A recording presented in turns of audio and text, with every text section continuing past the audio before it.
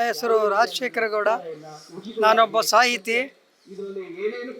ಏನಂದರೆ ಇವತ್ತು ಚಿಲುಮೆ ರವಿಕುಮಾರ್ ಫೌಂಡೇಶನ್ ಈ ಒಂದು ಸಂಜೀವಿನಿ ಲಡ್ಡು ಆರೋಗ್ಯಕ್ಕಾಗಿ ಅವರು ವಿತರಣೆ ಮಾಡ್ತಾ ಇದ್ದಾರೆ. ಅದನ್ನು ಎಲ್ಲರೂ ನಾವು ಕೂಡ ಸೇವಿಸಿದ್ದೀವಿ. ಭಾಳ ಚೆನ್ನಾಗಿತ್ತು. ನಾನೊಬ್ಬ ಸಾಹಿತಿ, ರಾಜಶೇಖರ ಗೌಡ ನನ್ನ ಹೆಸರು.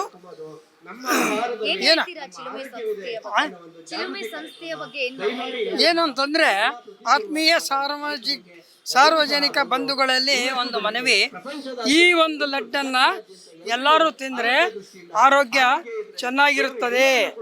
ನಮ್ಮಲ್ಲಿ ಅಶ್ವಗಂಧ, ಅಮೃತಬಳ್ಳಿ, ಅಗಸೆ ಬೀಜ, ದೇಸಿ ಹಸುವಿನ ತುಪ್ಪ, ಶುದ್ಧ ಬೆಲ್ಲ, ಬಾರ್ಲಿ, ಸಜ್ಜೆ, ಕಡಲೆ ಬೀಜ ಇವೆಲ್ಲ ಪ್ರೋಟೀನ್ ಯುಕ್ತ ಎಲ್ಲ ಇಂಗ್ರೀಡಿಯೆಂಟ್ಸ್ ಹಾಕಿ ಅವರು ಒಂದು ಲಡ್ಡನ್ನು ತಯಾರು ಮಾಡಿದ್ದಾರೆ. ಆದ್ದರಿಂದ ಈ ಚಿಲುಮೆ ರವಿಕುಮಾರ್ ಫೌಂಡೇಶನ್ನವರಿಗೆ ತುಂಬ ಧನ್ಯವಾದಗಳನ್ನು ಅರ್ಪಿಸೋಣ. ಆದರೆ ಮನುಷ್ಯನಾಗಿ ಹುಟ್ಟಿದ ಮೇಲೆ ಸಾಯಲೇಬೇಕು. ಹುಟ್ಟಿದ್ದು ಹೊಲ ಮನೆ, ಸಾಕಿದ್ದು ಹೊಲ ಮನೆ, ಎಷ್ಟಿದ್ದರೂ ಇದು ಖಾಲಿ ಮನೆ.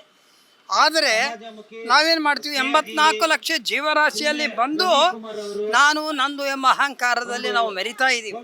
ಅದನ್ನೆಲ್ಲ ಬಿಟ್ಟು ಎಲ್ಲ ಜಾತಿ ಒಂದೇ, ಎಲ್ಲ ಜನ ಒಂದೇ, ಪಶು ಪಕ್ಷಿ ಒಂದೇ, ಎಲ್ಲರೂ ನಾವು ಜೀವನ ಮಾಡಲೇಬೇಕು.